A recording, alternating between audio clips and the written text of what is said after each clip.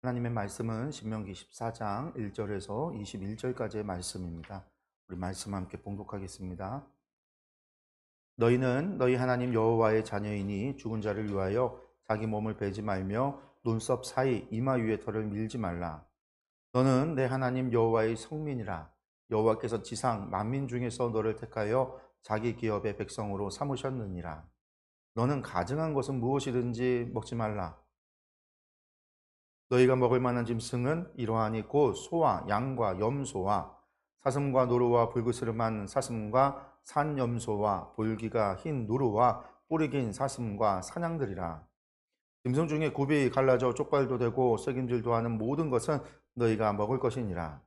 다만 새김질을 하거나 굽이 갈라진 짐승 중에도 너희가 먹지 못할 것은 이것이니 곧 낙타와 토끼와 사반, 그것들은 새김질은 하나 굽이 갈라지지 아니하였으니 너희에게 부정하고, 돼지는 굽은 갈라졌으나 새김질을 못하므로 너희에게 부정하니 너희는 이런 것의 고기를 먹지 말 것이며 그 사체도 만지지 말 것이니라.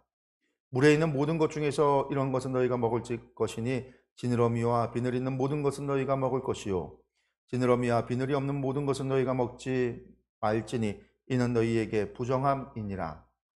정한 새는 모두 너희가 먹으려니와 이런 것은 먹지 못할지니 곧 독수리와 솔개와 무수리와 매와 새매와 매의 종류와 까마귀 종류와 타조와 타흐마스와 갈매기와 새매 종류와 올빼미와 부엉이와 흰 올빼미와 당아와 오름과 노자와 학과 황새 종류와 대승과 박쥐며 또 날기도 하고 기어다니기도 하는 것은 너희에게 부정하니 너희는 먹지 말 것이나 정한 새는 모두 너희가 먹을지니라. 너희는 너희의 하나님 여호와의 성민이라. 스스로 죽은 모든 것은 먹지 말 것이나 그것을 성중에 거류하는 객에게 주어 먹게 하거나 이방인에게 파는 것은 가하니라. 너는 염소 새끼를 그 어미의 젖에 삶지 말지니라. 아멘. 신명기 14장 1절에서 21절까지의 말씀 우리가 함께 보았습니다. 그리고 오전에도 말씀 가지고 하나님 우리를 성민으로 부르셨습니다라는 제목, 우리는 하나님의 성민입니다, 이 제목으로 함께 말씀 나눴어요. 이 말씀을 다시 한번 살펴보려고 합니다. 신명기 14장, 우리가 이제 흔히들 신명기 율법이라고 이야기를 합니다. 신명기 율법. 613가지의 율법이 토라 안에 있습니다. 창세기, 출애굽기, 레위기, 민수기, 신명기 안에 613가지의 율법이 담겨 있고요. 우리 그걸 갖다가 미스보츠라고 불러요. 미스보츠라고 부르는데 그 613가지 항목 가운데 신명기에 200개가 있습니다. 그 중에 그 200개를 우리가 신명기 율법이라고 부르는데 우리가 지금 보고 있는 신명기 14장이 신명기 율법에 관한 거예요. 조금 더 개관을 조금 더 말씀을 드리면 신명기에 모세의 세 편의 설교가 있거든요. 설교가 3개가 있고 그러고 나서 모세의 마지막 뒤처리죠. 자기가 이제 죽게 되고 그 이후에 사후에 이스라엘을 이끌어갈 지도자 여호수아를 세우고 마지막 백성들에게 노래를 지어서 교육을 하고 이제 당부와 명령을 하고 그리고 이제 비스가산에 올라가서 이제 모세가 죽게 되는데 그 마지막 이야기를 제외하면 3편의 설교가 있어요. 그 3편의 설교 가운데 두 번째 설교가 지금 우리가 보고 있는 겁니다. 26장까지 이야기가 두 번째 설교인데 그 두 번째 설교가 신명기 율법이라고 말하는 200개의 율법이 담겨 있는, 대부분의 율법이 담겨 있는 부분이 바로 우리가 보고 있는 이 부분입니다. 그러면 신명기 율법의 특징이 뭐냐면요. 하나님이 주신 레위기의 율법은 크게 두 종류의 율법이 있거든요. 하나는 뭐냐면 정결법에 관한 거예요. 정결법. 그래서 부정했던 우리를 깨끗하게 만드는, 우리를 다시 정결하게 만드는 법이 정결법이고요. 또 다른 법은 뭐냐면 정결해진 우리가, 깨끗해지고 죄를 씻은 우리가 어떻게 거룩한 백성으로서 살아가는가라고 하는 성결법이 주어집니다. 그래서 레위기라고 하는 법은 크게 정결법과 성결법으로 되어져 있고 정결법의 핵심은 제사예요. 그래서 부정했던 우리가, 죄를 지었던 우리가 죄 사함을 받는 것, 하나님 앞에 정결해지는 것, 우리가 혹시라도 부정한 것들을 만지고 부정한 것을 접촉해져서 우리가 더러워졌을 때, 부정한 존재가 되어졌을 때 그런 우리의 부정함을 씻는 것, 이게 이제 정결법입니다. 이것은 이제 제사가 핵심이고, 이 정결법의 가장 중요한 게 대속죄일이죠. 우리의 모든 죄를 하나님께서 용서하신다라는 것, 대속죄일인 거예요. 그리고 이제 레위기 보면 17장에서부터 시작해서 나오는 뒤에 부분에 나오는 것들이 전부 다 성결법이에요. 그러니까 성결법, 하나님의 내가 거룩하니 너희도 거룩하라고 하셨던 하나님의 이 명령, 이것을 성취하는 게 성결법이에요. 근데 제가 이제 오전에 말씀드렸어요. 성결이라고 하니까 좀 어렵고, 우리가 거룩이라는 말을 갖다가 성스럽고 위대한이라고 하는 의미로서 우리가 거룩이라고 이야기할 때 그 거룩은 원래의 카도시라고 했던 히브리어를 번역을 잘못한 거다라고 그랬어요. 물론 하나님을 표현할 때 하나님께 대해서 하나님은 거룩하십니다라고 하는 이야기가 그런 의미에서 하나님은 성스럽고 하나님은 위대하시고 하나님 그런 분이십니다. 헬라어로 하교스, 하나님은 그런 분입니다 라고 표현할 때는 번역이 바른 번역이지만, 레위기 율법을 주실 때, 하나님께서 토라를 주실 때, 하나님께서 이스라엘과 언약을 맺으실 때 주셨던 카도샤라라는 얘기는 하교스라고 하는 거룩이 아니었어요. 그것은 구별이라고 하는 뜻이었다라고 그랬어요. 구별.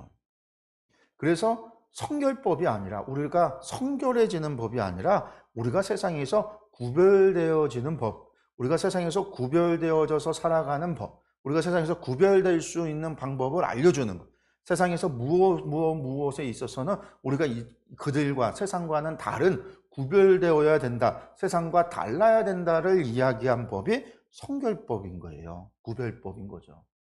당연히 무엇에 관한 이야기일까요? 세상 살아가는 이야기가 담겨 있어요. 그걸 갖다 우리는 뭐 이제 사회법이라고 그러고, 사회에서 어떻게 사람과 관계 맺으면서 살아갈 것인가? 어떤 분쟁이 일어났을 때 분쟁을 어떻게 처리할 것인가? 뭐 이런 것들에 대한, 그러니까 그런 문제에 있어서 뭐라는 거죠? 세상의 방식으로 살아서는 안 된다. 세상의 방식과 가치관으로 살아서는 안 된다. 세상이 말하는 그러한 목표와 목적을 추구하면서 살아서는 안 된다. 세상이 처리하는 방식을 따라서는 안 된다. 라는 거예요. 그런 세상과 구별되는 다른 모습이 있어야 되는 거고, 그 다른 모습은 하나님께서 정하신 것, 그것을 지켜 행하면 된다라고 가르쳐 준 게 구별법인 거예요. 이걸 언약으로 하나님께서 묶어놨어요. 어떻게? 너희가 이것을 하면 나는 너희에게 뭘 해준다? 복을 준다라는 거죠. 나는 너희의 하나님이 되어준다라는 거죠. 내가 너희를 지켜준다라는 거죠. 내가 너희로 하나님의 나라를 세우실 것이다라는 거예요. 너희의 장대해질 것이다라는 거예요. 그걸 언약으로 묶어놓은 거예요. 그래서 토라는 단순히 율법이 아니라 언약인 거예요. 율법은 단순한 명령과 법령이 아니라 언약인 거죠. 이것을 하면 무슨 일이 벌어진다. 하나님 무슨 일을 행하신다라는 거. 우리 가운데 우리의 삶에 어떤 일들이 이루어진다라는 거. 이것을 지키지 않으면 하나님께서 무엇인가를 하신다라는 거. 그 일이 나의 삶에 지대한 영향을 미치게 되어진다라는 거. 그래서 우리가 세상 살아갈 때 구별되어져 살아가라고 주신 이 법을 따라서 구별되는 삶을 살아야 하는 거죠. 그래서 이 이스라엘 사람들은요, 이 법을 통해서 세상과 구별됐어요. 세상과 구별되기 위해서 노력했어요. 만약에 그들이 세상과 구별되지 않을 때에는요, 하나님께서는 언약대로, 약속하신 대로 그들을 징치하셨어요. 그러니까 이스라엘 사람들은요, 구원받기 위해서 노력하고 애쓴 게 아니에요. 그 사람들이 무슨 하나님의 백성이 되려고 율법을 지킨 게 아니에요. 그들이 하나님 앞에 구원받기 위해서 율법을 가지고 씨름한 게 아니에요. 그들은 이미 하나님 앞에 택함받은 백성, 하나님 앞에 구원받은 백성, 이미 그들은 하나님의 백성이 된 거죠. 이미 백성인 그들이 하나님이 약속하신 언약을, 백성으로서 구별되라고 하신 하나님의 명령에 순종하며 살았던 거예요. 율법으로 구원받는다. 그거 엉터리인 거예요. 그러니까 율법으로 구원받는다는 얘기가. 이미 믿지 않는 사람들은요, 하나님의 백성 아닌 사람에게는 언약이 효력이 없어요. 율법이 효력이 없는 거와 마찬가지예요. 오늘 읽은 14장의 이야기는요, 바로 그 구별법에 관한 이야기예요. 신명기의 율법이라고 하는 것들은 전부 다 이 구별법에 관한 거예요. 성결법에 관한 거예요. 제사에 대한 이야기를 하고 있지 않잖아요. 어떻게 제사를 드려라, 어떻게 제사를, 어떤 제물을 드려라, 그런 얘기를 하고 있질 않아요. 그러니까 정결에 관한 이야기가 아니라, 회개에 관한 이야기가 아니라, 우리가 어떻게 하나님의 백성이 될 것인가의 문제를 이야기하는 게 아니라, 이거는 하나님의 소유된 백성이 하나님의 이미 거룩한 백성으로 택함 받았잖아요. 하나님께서 이미 세상에서 구별해냈단 말이에요. 이집트에서 구별해내셨단 말이에요. 그 구별해낸 그들을 가나안이라고 하는 곳에다가 다시금 놔둘 때에 그곳에서 그들이 가나안 사람들과 똑같이 동화되어 살아가는 게 아니라 구별되어서 살아가라고 주시는 거예요. 너희가 거기서 구별되지 못하면 그들과 동화되면 내가 너희를 쓸어버리겠다. 이게 약속인 거예요. 그곳에서 그들이 하나님의 약속과 언약대로 하나님께서 정하신 것을 따라서 구별된 백성으로 살아가는 게 구별법인 거예요. 카도시의 법이에요. 오늘 두 가지 규례가 나오는데 그 두 가지 규례가 뭐냐? 오늘 말씀을 보면 1절과 2절에서는 무슨 거에 뭐에 관한 거죠? 죽은 사람을 애도하는 방법에 대해서 이야기하고 있고 3절에서 21절까지는 음식의 규례, 짐승 가운데서 동물과 새와 물고기를 어떤 것은 먹어도 되고 어떤 것은 먹어서는 안 된다라고 하나님께서 정하신 정함과 부정함에 대한 이야기가 오늘의 규례예요. 그러니까 이것을 우리가 볼 때에 여기에서 하나님께서 이야기하시는 것은 논조가 항상 똑같아요. 너희가 이걸 지켜야 된다. 근데 왜 지켜야 되냐? 하나님이 너희를 성민으로, 거룩한 백성으로 삼았기 때문에. 그러니까 하나님의 백성이 안 되면 안 지켜도 되는 거죠. 하나님의 백성이니까 지켜야 되는 거예요. 하나님 백성 아닌 자들은요, 안 지켜도 상관없어요. 하나님 백성 아닌 자는 지키든지 말든지 아무 상관이 없어요. 그들이 그것을 지킨다고 그들이 구원받는 것도 아니고 그들이 안 지켰다고 해서 그들이 벌을 더 많이 받는 건 아니에요. 그들은 이미 하나님의 백성 아닌 사람은 백성이 아닌 것으로 인해서 이미 심판의 자식이에요. 죄의 자식이에요. 세상에 공중권세 잡은 자의 백성인 거예요. 물론 그들이 하나님의 언약 가운데로 들어온다면 라합이라는 여인이 하나님의 백성 가운데 언약 가운데 들어왔듯이 룻기에 나오는 그 룻이라는 여인이 하나님 백성 아니었던 그 여인이 하나님의 백성이 되었듯이 하나님 백성 안으로 되어진다면 당연히 지켜야 되는 거죠. 언약 가운데서. 근데 어쨌든 이 법이 하나님의 백성이기 때문에 지켜야 된다라는 거예요.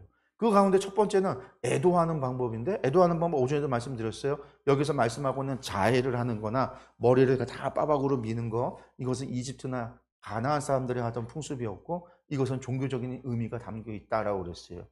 종교적인 의미가.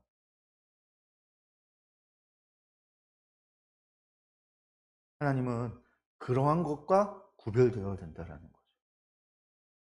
그럼 우리에게도 죽은 자를 애도하는 우리는요, 세상 사람들과 구별되어져야 되는 것이 있어야 돼요. 그건 뭘까요?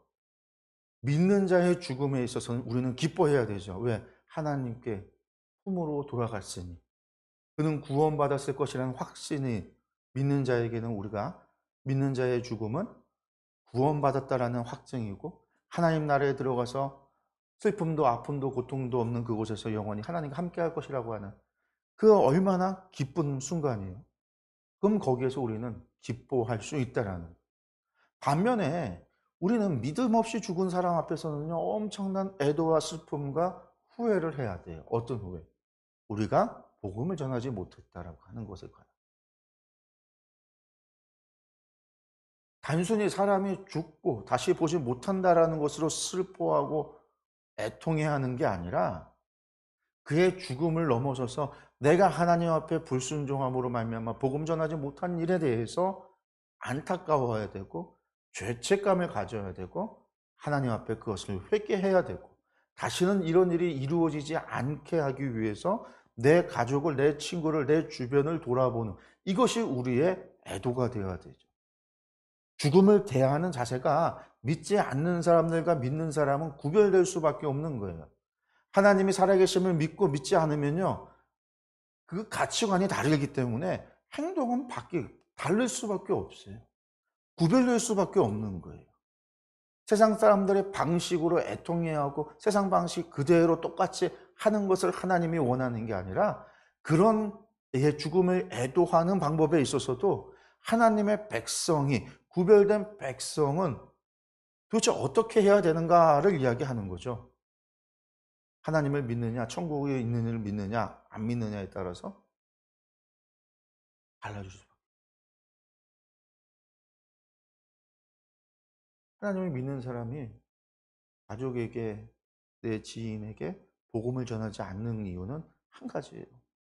나도 천국에 대한 믿음이 없기 때문에, 지옥에 대한 믿음이 없기 때문에 어렴풋이 있을 거야 생각하는 거죠. 어렴풋이 있을 거야. 확신이 없으면 전하지 못해. 확신이 있기 때문에 예수천당, 불신지옥을 외칠 수 있는 거예요.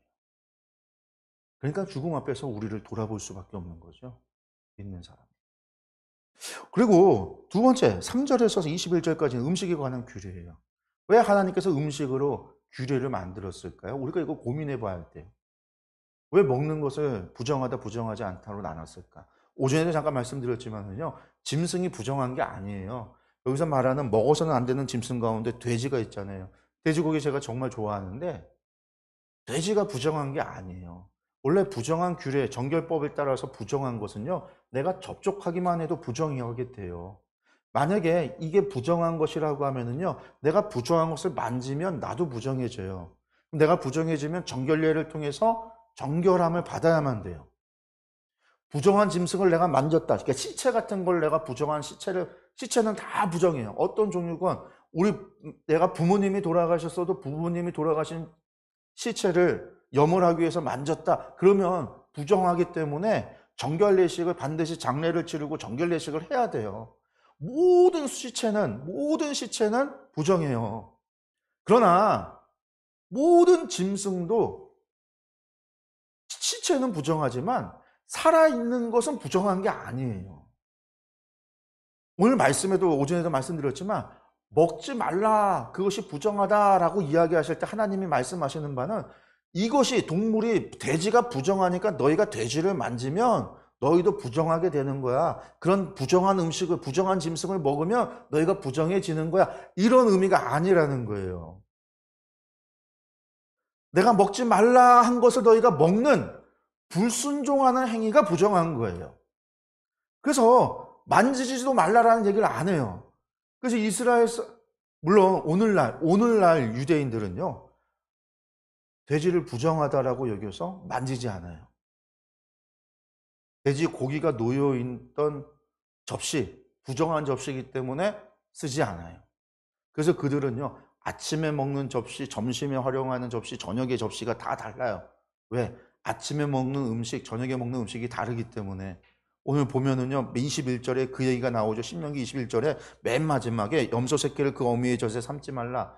젖에 삼지 말라고 해서 이스라엘 사람들은요, 고기하고 우유하고 같이 안 먹어요. 부정하니까.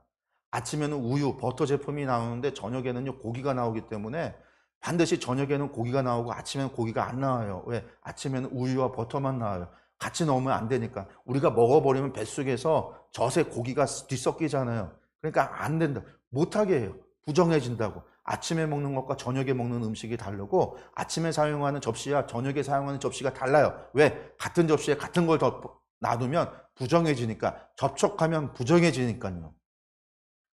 동물도 안 만져요. 그래서 부정하다고.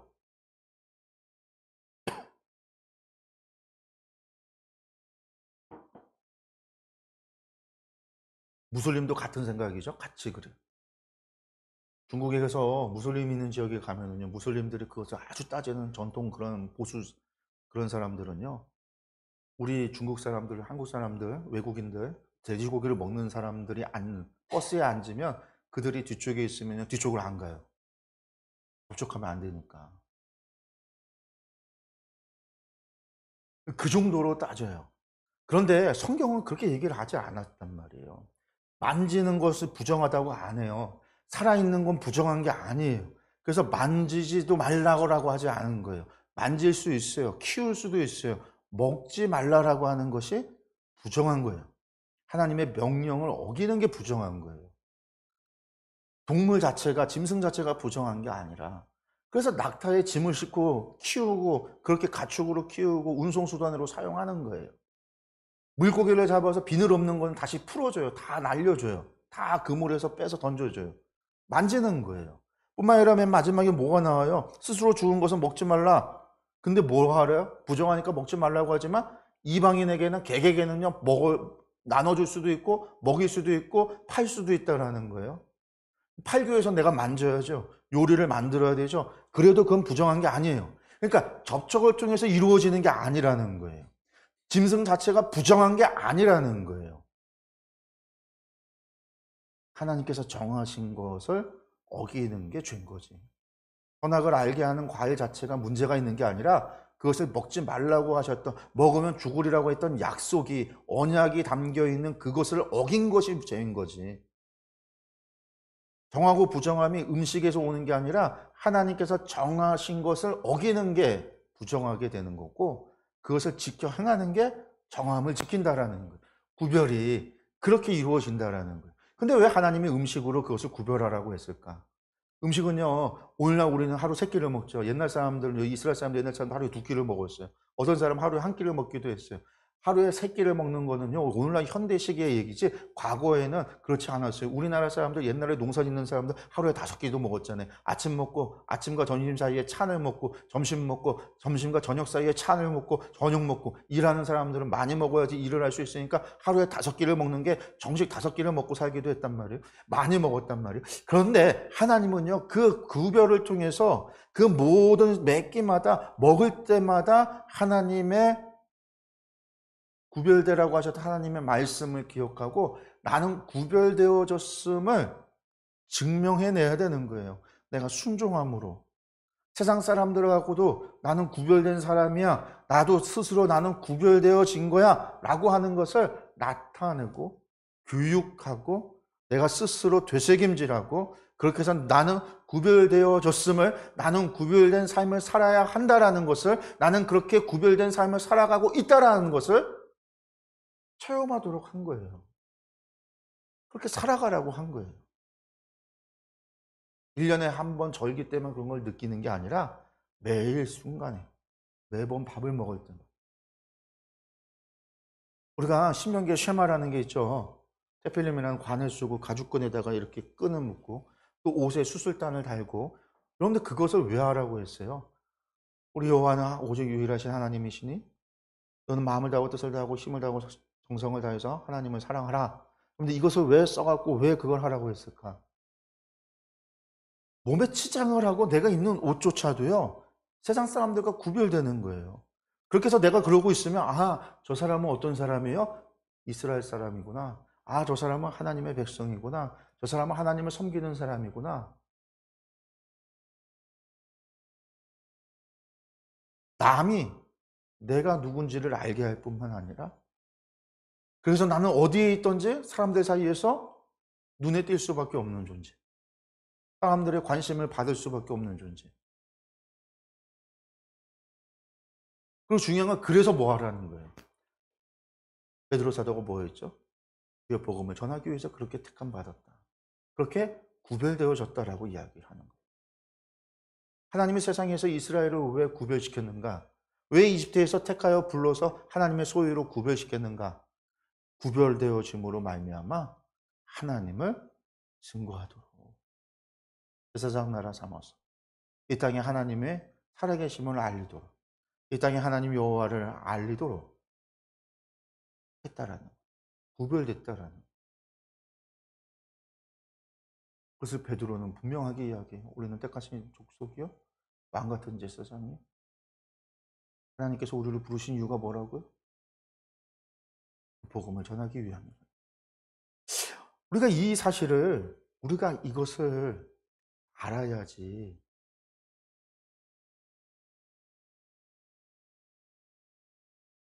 하나님은 우리에게 구별되라고 이야기하고 있다는 거예요. 구별되라고. 하나님의 말씀을 통해서 구별되라고. 하나님께서 명하신 대로 구별되라고. 우리를 향해서 빛이다라고 말씀하실 때 그 빛에 대한 비유도 너도 그 빛을 등경 아래다 숨겨놓지 않는다라는 거예요. 뿐만 저 언덕 위에 올려놨어도요, 저 먼 곳에 있어도요, 빛은요 드러나고 나타난다라는 거예요. 아무리 멀어도 어둠 속에 있는 빛은요 눈에 띌 수밖에 없다라는 거예요.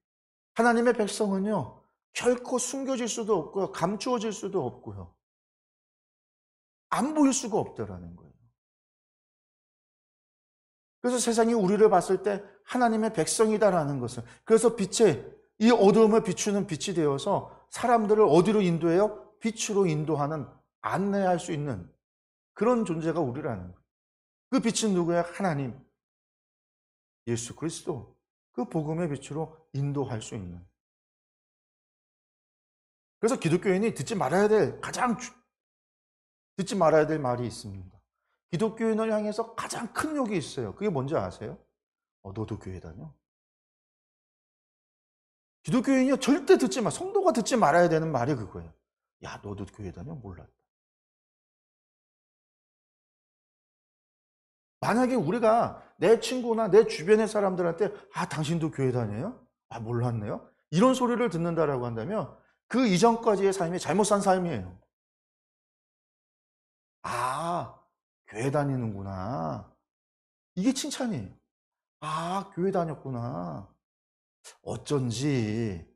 만약에 이런 소리를 여러분들이 듣는다면요, 그건요, 여러분들은 칭찬받는 일을 한 거예요. 구별되어졌기 때문에. 사람이, 주변 사람들이 여러분을 보고 구별되어졌기 때문에, 뭔가 달랐기 때문에 그 다른 게 뭐였는지는 몰랐지만 결국은 그것이 교회 다니고 하나님을 섬기고 하나님을 믿는 그리스도인이었기 때문에 달랐구나.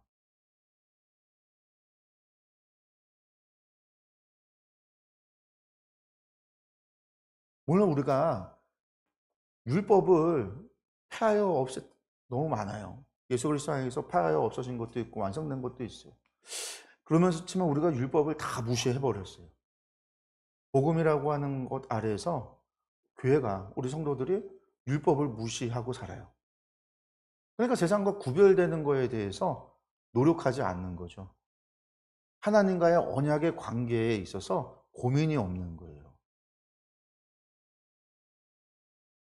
그래서 적당히 교회 나오고 적당히 예배드리고 적당히 기도 생활하고 적당히 신앙 생활하면서 하나님께서 약속하신 복을 받아 누리고 구원받기를 원하는, 천국에 가기를 바라는 게 우리의 소망인 거예요. 교회. 그 적당한 거에 차이가 있을 뿐이에요. 조금.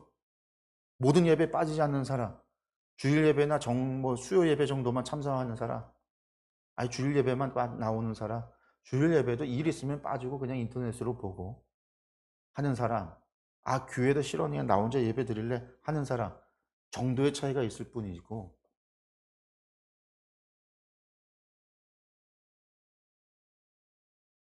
내가 하나님 앞에 구별된 백성으로서의 정체성을 가지고 내가 세상에서 구별된 삶을 살겠다. 그냥 내 맘대로 구별이 아니라 하나님이 말씀하신, 성경에서 말씀하시는 그런 말씀의 신앙의 정체성을 가지고 그 정체성 안에서 세상과 다른 가치관을 가지고 세상과 다른 세계관을 가지고 세상과 다른 행동 양식을 가지고 행하겠다라고 하는, 내가 구별된 삶을 살아가겠다라고 하는 그러한 결단도, 결심도, 그러한 노력도, 그러한 애씀이 없단 말이에요.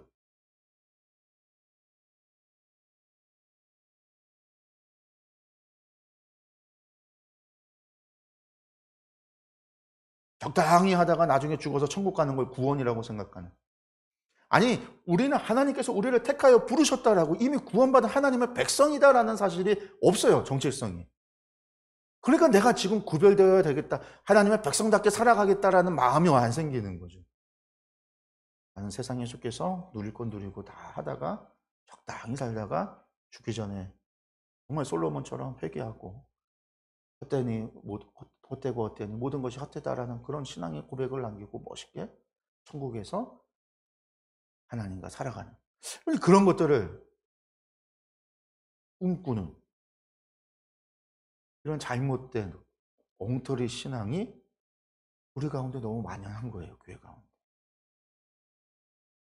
그 모든 이유가 어디서 왔느냐? 거룩을 잘못 이해해서, 거룩한 백성의 의미를 잘못 이해해서, 거룩이 아니라 구별된 백성, 성결법이 아니라 구별법, 거룩한 삶이 아니라 구별된 삶. 우리는 하나님이 구별하여 이미 하나님의 백성이 된 하나님의 자녀라는 사실. 우리를 구별했으니 너희가 구별되어라라고 하는 이 구별에 언약이 있다라는, 약속이 있다라는 것을 우리가 전혀 알지 못하고,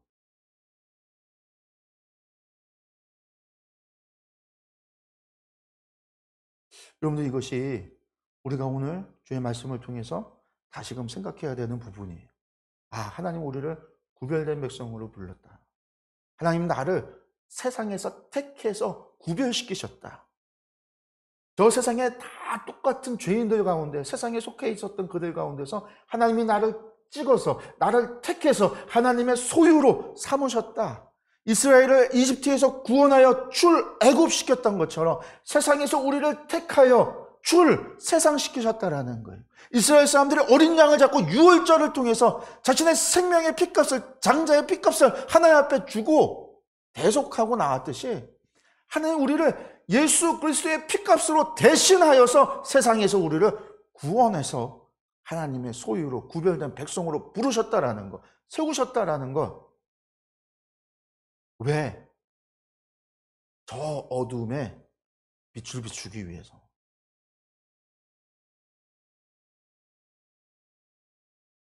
세상이 잘못되어졌음을 우리로 알게 하기 위해서.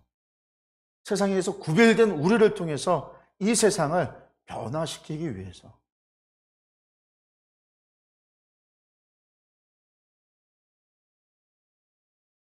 그래서 우리는 구별된 백성이라는 것. 저와 여러분들이 구별된 백성이라는 사실을 기억하시기 바랍니다. 제가 늘 이야기하죠. 동일 형질로는 변화가 일어나지 않는다. 커피에다가 같은 커피를 아무리 넣어봐야, 여러분들, 이것은 커피일 뿐이에요. 변화가 아니라. 다른 것이 들어갈 때 변화가 일어납니다. 우유를 넣으면 라떼가 되는 거고, 설탕을 넣으면 단 커피가 되는 거고요.